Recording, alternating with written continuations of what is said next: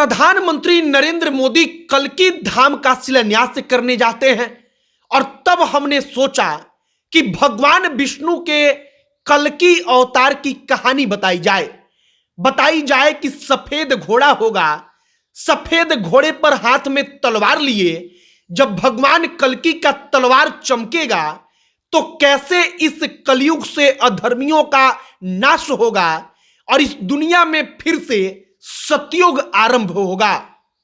यह सब कुछ कितने लाख साल के बाद होगा और भगवान कल्कि को लेकर हमारे शास्त्रों में क्या वर्णन किया गया है, हमने सोचा कि यह कहानी आप तक पहुंचाई जाए, आपको बताई जाए कि भगवान कल्कि का जन्म उत्तर प्रदेश में होगा या उड़ीसा में होगा।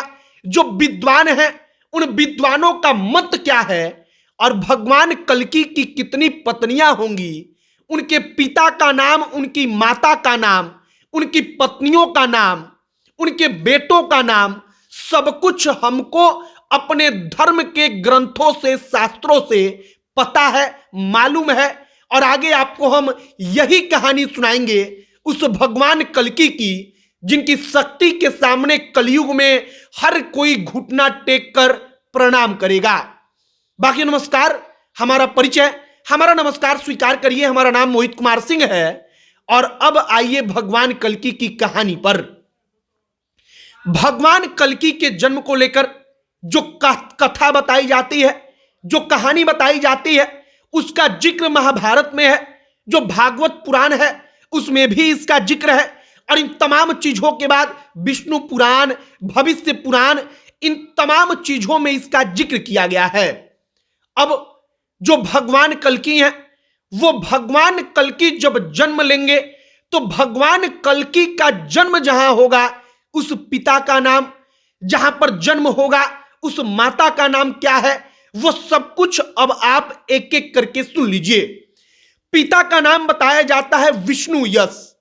विष्णु यश नाम का एक ब्राह्मण होगा या उसी ब्राह्मण परिवार में भगवान कल्कि का जन्म होगा और विष्णु यश की पत्नी का नाम होगा सुमति, मतलब कि भगवान कल्कि के माता का नाम होगा सुमति। अब उत्तर प्रदेश का संभल जिला भगवान कल्कि के अवतार को लेकर ज्यादा चर्चा में रहता है।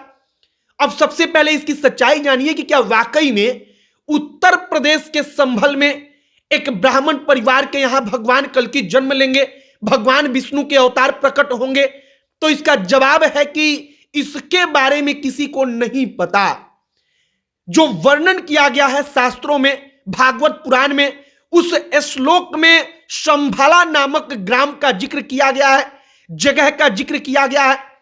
अब जो संभाला नामक गांव है, जगह है, उसी को कुछ विद्वान मानते हैं कि उत्तर प्रदेश का संभल जो है उसको संस्कृत में संभला कहा जाता है या उसी का नाम उस वक्त पर संभला होगा। अब दूसरा विद्वानों का एक और मत है कि उड़ीसा में एक जगह पड़ता है जिसका नाम है संभलपुर। वो कहते हैं कि उसका नाम उस वक्त पर होगा संभला और वहां पर भगवान विष्णु का अवतार जो कल्कि भगवान है उनका जन्म होगा। अब कल्कि भगवान की शक्ति के बारे में जरा सा जानिए। कल्कि भगवान की शक्ति इतनी होगी कि उनके सामने इस पूरे संसार की जो टेक्नोलॉजी हम लोग बना रहे हैं, जो तमाम चीजें हम लोग बना रहे हैं, वो कुछ भी टिक नहीं सकता। भगवान कल्कि का जन्म ही इसीलिए होगा कि इस कलयुग को समाप्त करके फिर से धर्म युग की, मतलब कि सतयुग की शुरुआत की जाए। आप इस प्रकार से समझिए कि जैसे जनवरी आता है, फरवरी, मार्च, अप्रैल और फिर दिसंबर और फिर उसके बाद जनवरी, ऐसे ही ये जो युगों का चक्र है वो चलता है। पहले सतयुग, फिर इसके बाद आगे बढ़ता है और आज हम लोग कलयुग में हैं और कलयुग के बाद फिर हम लोग वापस जाएंगे सतयुग में, जो हमारा धर्म कहता है, शास्त्र कहता है उसके अनुसार। अब आइए इस मुद्दे पर कि आखिरकार भगवान कल्कि का जन्म कब होगा, क्या इसको लेकर कुछ वर्णन किया गया है? तो इसका जवाब देते हुए जो बताया जाता है शास्त्रों में, उसके अनुसार भगवान कल्कि का जन्म जो है वो कलयुग के आखिरी अध्याय में होगा। मतलब कि जब कलयुग समाप्ति की कगार पर होगा, धर्म नाम का कोई चीज नहीं बचा होगा। और अंदाजा लगाया जाता है कि कल्कि भगवान का जो जन्म है वो 4,32,000 साल के बाद होगा। अब ये गणित कैसे, तो आप इसका फॉर्मूला समझिए। द्वापर युग को खत्म हुए अभी 5,121 साल बीता है, मतलब कि 5,000 लगभग 5,000 साल द्वापर युग का खत्म हुआ है और कलयुग 5,000 साल बीत चुका है। अब इसका मतलब कि कलयुग की पूरी जो आयु है वो है 4,32,000 साल। अब इसमें से आप 5,000 साल घटा देंगे तो वो होता है 4,26,000 साल। और इसी बात को जोड़कर कहा जाता है कि 4,26,000 साल के बाद अब जो भगवान कल्कि हैं उनका अवतार इस पृथ्वी के लोगों को देखने को मिलेगा।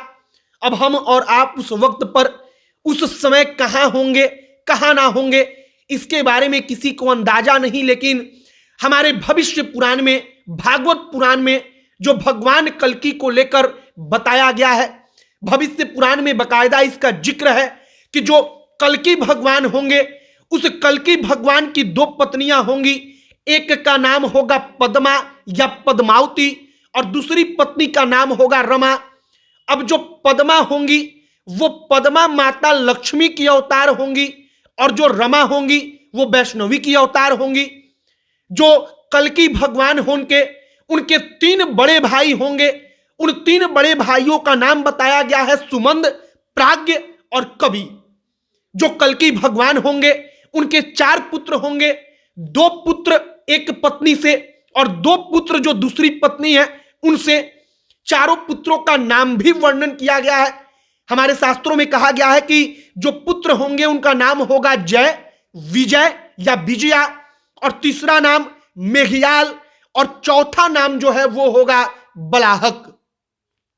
अब यह सब कुछ भगवान कल्कि के उस अवतार को लेकर जिसके मंदिर का शिलान्यास प्रधानमंत्री मोदी ने किया, मतलब कि 4,26,000 साल के बाद हम लोगों को ऐसा अनुमान है कि भगवान कल्कि इस धरती पर आएंगे। और अब उसी लिए कल्कि धाम में एक भव्य मंदिर का निर्माण हो रहा है जिसका शिलान्यास प्रधानमंत्री नरेंद्र मोदी ने किया। फिलहाल भगवान कल्कि को लेकर तमाम प्रकार की बातें चलती हैं। हमने वो कहानी आप तक पहुंचाई है भगवान कल्कि की कि वो सफेद घोड़े पर बैठकर निकलेंगे, हाथों में चमचमाता तलवार होगा और धर्म के स्थापना के लिए इस कलयुग में जितने अधर्मी होंगे उन तमाम अधर्मियों को भगवान इस धरती लोक से विदा करेंगे। बाकी जो कल्कि भगवान हैं उनकी कहानी हमने आप तक पहुंचा दी। आपकी क्या राय है, आप क्या कहेंगे, कमेंट बॉक्स में लिखकर बताइएगा। अब अंतिम में हमारा परिचय। हमारा नाम मोहित कुमार सिंह है। बहुत बहुत धन्यवाद।